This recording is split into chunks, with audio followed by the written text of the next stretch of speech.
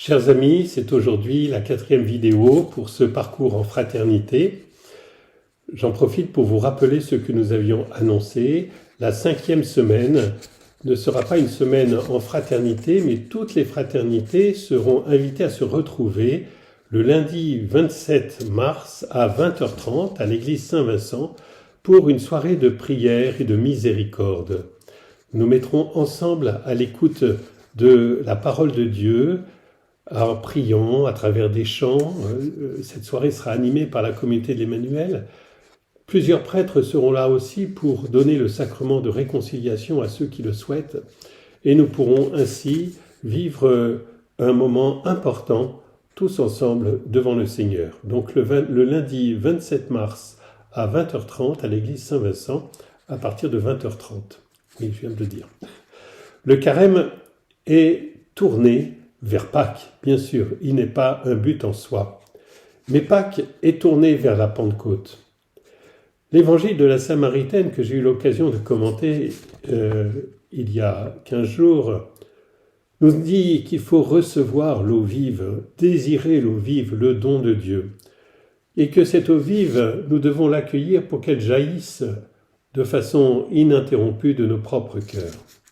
Pâques célèbre la victoire du Christ ressuscité sur la mort et le péché. Mais pour reconnaître ce don de Pâques et pour pouvoir en vivre, nous avons besoin du Saint-Esprit de la Pentecôte. Où est-ce que je veux en venir ? Sans le Saint-Esprit, les sacrements sont des rites extérieurs. Nous ne pouvons pas y entrer et recevoir les fruits de ces sacrements. Sans le Saint-Esprit, l'Église n'est qu'une institution humaine. Elle ne sera jamais le corps mystique et vivant du Christ. Les fidèles ne pourront jamais y recevoir la charité de Jésus et vivre dans la communion avec Dieu et les uns avec les autres. Pour le dire autrement, sans le Saint-Esprit, les rameaux ne pourront pas vivre sur la vigne. Ils ne pourront pas être greffés, recevoir la vie du Christ. D'un côté, c'est le Saint-Esprit qui nous conduit au désert, qui nous y pousse comme Jésus, qui nous y amène. Et d'un autre côté, s'il nous y conduit, c'est pour que notre cœur soit purifié et que nous puissions le recevoir davantage, grandir encore dans la vie, dans l'esprit. Oui, tel est le cercle vertueux du Saint-Esprit. Il nous pousse au désert pour purifier nos cœurs, afin de se donner encore davantage à nous, que nous puissions l'accueillir davantage. Comme le disait saint Séraphin de Sarov, le but de la vie chrétienne, c'est l'acquisition du Saint-Esprit. Or, ce temps de carême doit nous faire désirer le Saint-Esprit, chercher à vivre tous nos renoncements avec lui. Le Saint-Esprit a pour rôle de nous communiquer la force du Christ. Il puise dans la vie du Christ, dans la vie de Jésus, pour nous communiquer sa lumière, sa charité et sa force. Seul Jésus nous sauve par sa passion et sa résurrection. C'est lui seul qui a porté dans son humanité nos péchés pour nous racheter. Mais seul l'Esprit Saint peut nous communiquer ce salut acquis par Jésus. Jésus le dit très explicitement en Jean 16, 14, « L'Esprit Saint recevra ce qui vient de moi pour vous le communiquer. » Vous l'avez compris, sans l'Esprit Saint, la Pâque reste lettre morte. Souvenez-vous des apôtres après la résurrection. Ils restaient en quelque sorte extérieurs à la résurrection. Ils n'en croyaient pas leurs yeux, mais n'étaient pas habités par cette force que Jésus était venu donner. Il a fallu la Pentecôte pour que tout change. Alors concrètement, comment coopérer avec le Saint-Esprit à travers le jeûne, la prière et le partage ? Prenons l'exemple de l'évangile de l'aveugle-né. L'aveugle-né est un mendiant. Il ne peut pas s'en sortir seul. Il a besoin du Christ pour lui rendre la vue. C'est un symbole. Il est né aveugle, comme l'humanité est née, comme l'humanité et nous-mêmes sommes nés pécheurs. Ce symbole symbolise l'humanité, marquée par l'aveuglement du péché depuis l'origine, et qui a besoin d'être sauvée par le Christ. C'est ce salut que les pharisiens refusent. Ils sont obnubilés par la fidélité à la loi, au point de perdre de vue la relation à Dieu, le don de Dieu. C'est surtout ce que nous ne devons pas faire pendant le carême, être obnubilés par nos résolutions au point de ne plus chercher en priorité la relation à Dieu. Nous devons être des mendiants de Dieu, de sa miséricorde, quoi qu'il arrive. Que nous réussissions à tenir nos résolutions ou que nous n'y réussissions pas. Oui, nous devons tenir des résolutions, mais surtout rester unis à Dieu, mendiants de Dieu. C'est ce que Jésus enseignait déjà à travers l'histoire de la Samaritaine. Le plus important est de rester ouvert et de chercher le don de Dieu, ne pas se couper de ce don de Dieu, de sa miséricorde, le désirer, le demander. La Samaritaine est pécheresse, mais Jésus ne lui demande pas de se culpabiliser de son péché, mais de s'ouvrir et de chercher, de boire ce don de la miséricorde. Jésus fait de la Samaritaine une mendiante d'eau vive. J'en viens donc à l'essentiel de mon propos. Prendre des résolutions de carême est très important. Mais le plus important est que ces résolutions fassent grandir notre relation à Dieu. Et ceci, que nous ayons réussi à les tenir ou que nous ayons échoué. Il est donc essentiel que dans nos réussites, comme dans nos échecs, la relation à Dieu soit renforcée. Peu importe finalement que nous ayons réussi ou échoué, à condition que réussite comme échec nous rapproche de Dieu, qu'en toute chose nous demeurions des mendiants de Dieu. Alors comment peut-on faire pratiquement pour cela ? Eh bien, regardons d'abord dans les réussites. Dans les réussites, rendons grâce à Dieu, en nous souvenant que si j'ai réussi, c'est uniquement grâce au Saint-Esprit et peut-être aussi à l'aide de mes frères. Je le dois principalement à Dieu. Cette gratitude va me rapprocher de Dieu. Je vais me tourner vers lui, grandir en vérité dans l'humilité. Le danger de la réussite, c'est qu'elle nous replie orgueilleusement sur nous-mêmes.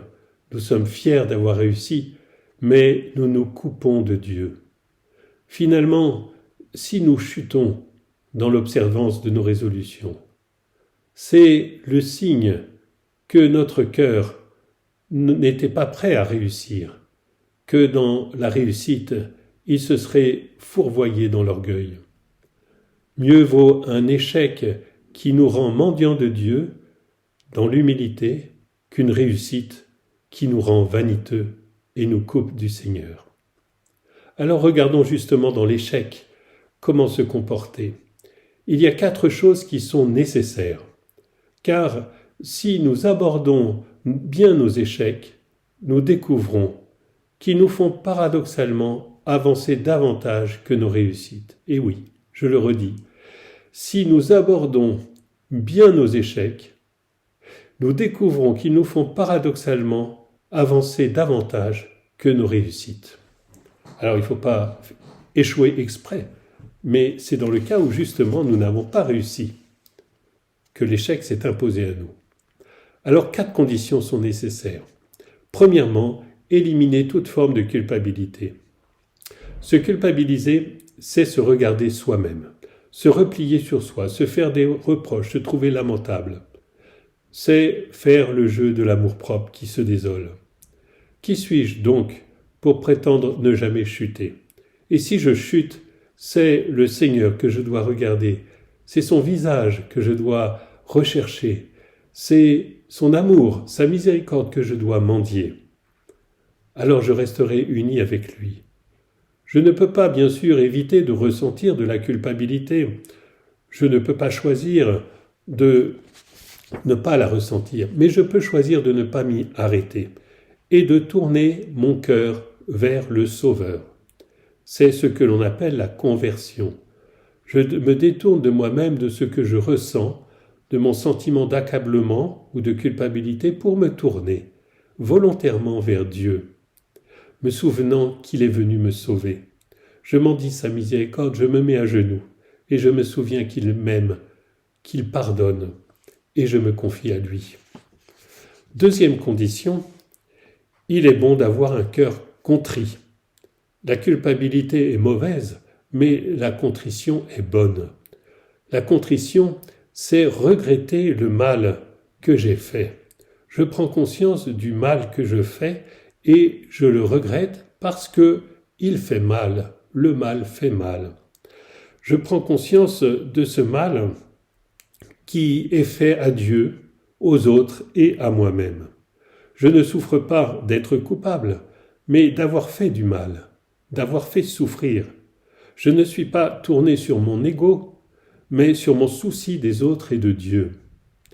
Je dis à Dieu mon regret de l'avoir offensé, de lui avoir fait du mal ou d'avoir fait du mal aux autres. Il me faut méditer là-dessus, car c'est très important. Premièrement, éliminer toute forme de culpabilité de mon cœur. Deuxièmement, prendre conscience du mal et le regretter, la contrition. Troisièmement, accueillir la lumière de la vérité. Je ne dois pas avoir peur de me découvrir pécheur et de voir mes zones d'ombre. Pourquoi m'étonner de chuter, d'avoir des limites et des résistances intérieures à la grâce de Dieu? Prendre des résolutions est la meilleure façon de mettre en lumière mon péché.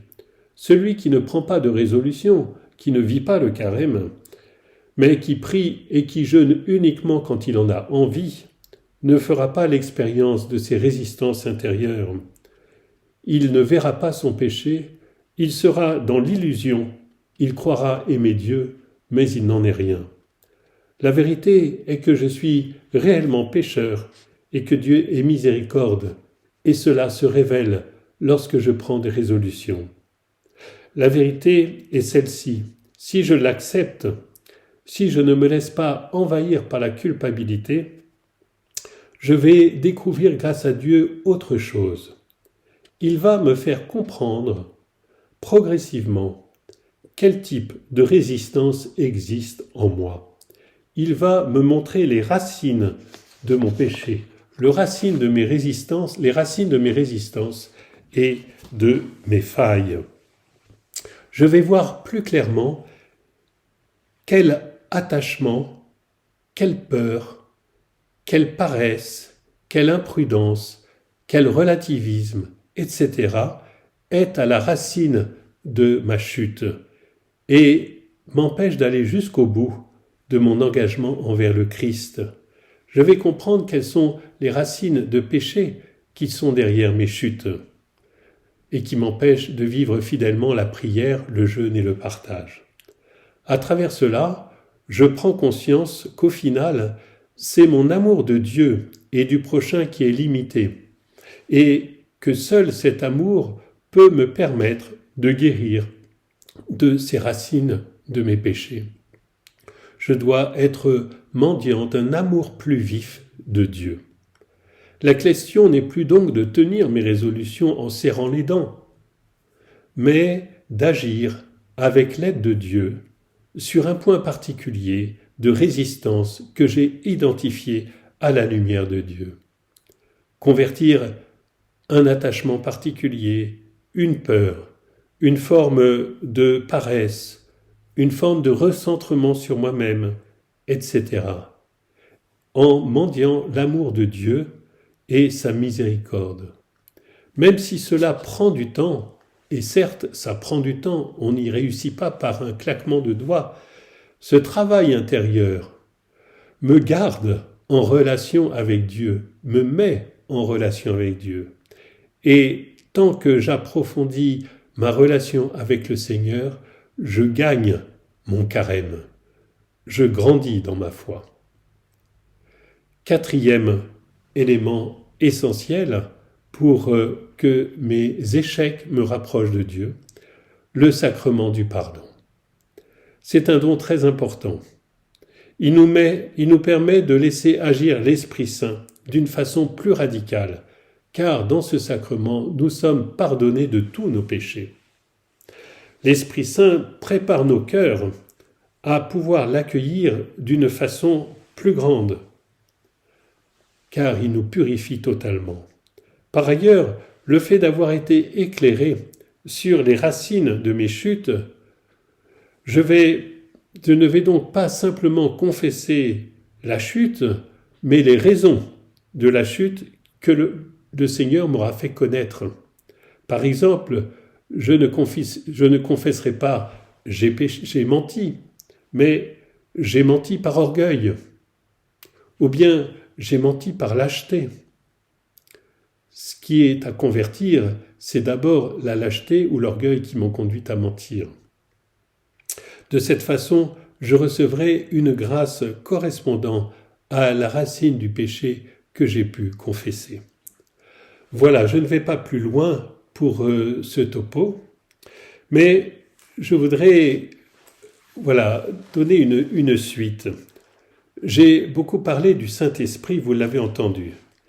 Si je l'ai fait, c'est aussi parce que j'ai une raison derrière la tête.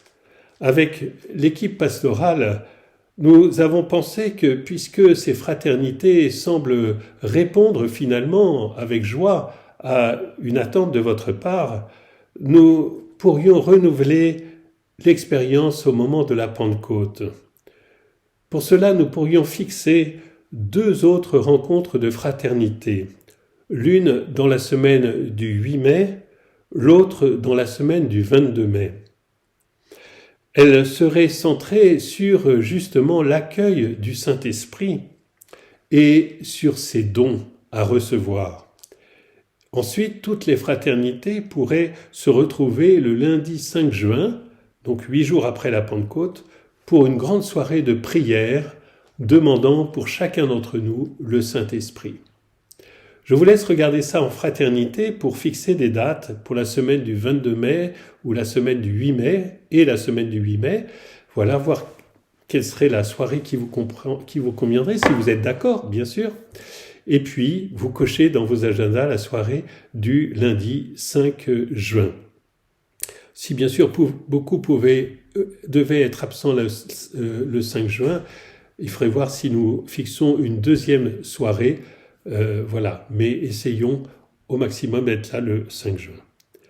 Je vous laisse maintenant pour ce temps de partage, échanger sur la façon dont vous avez pu ou pas vivre vos résolutions depuis la semaine passée, échanger aussi peut-être sur la façon dont vous comprenez, à l'issue de mon topo, la phrase suivante: l'important dans le carême est moins la réussite et l'échec de mes résolutions que de fortifier ma relation avec Dieu et sa miséricorde.